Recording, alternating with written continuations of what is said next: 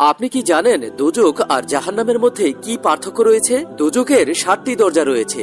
প্রথম দরজার নাম হলো হাদিয়া। এই দরজা দিয়ে মুনাফিকরা প্রবেশ করবে। মুনাফিক হলো তারা যারা দেখতে মুসলিম হলেও ভিতরে কুফুরিতে ভরা। দ্বিতীয় দরজার নাম হচ্ছে জাহিম। এই দরজা দিয়ে মুশরিক লোকেরা প্রবেশ করবে। মুশরিক হলো যারা আল্লাহর সাথে শিরক করেছে। তৃতীয় দরজার নাম হলো সাকার। এই দরজা দিয়ে ওই মানুষগুলো প্রবেশ করবে যারা আকাশের দিকে তাকিয়ে বিশেষ কোনো আলোর পূজা করে। চতুর্থ দরজার নাম হচ্ছে লাজা। এই দরজা দিয়ে শয়তান এবং তার অনুসারীরা প্রবেশ করবে। পঞ্চম দরজা হলো হুদমা।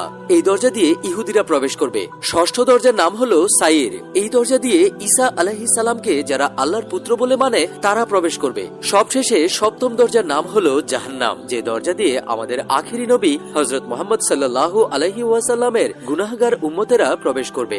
এই জাহান্নামই হলো এমন একটি দরজা যে দরজা দিয়ে পাপীরা প্রবেশও করতে পারবে এবং সাজা শেষ হলে বেরও হতে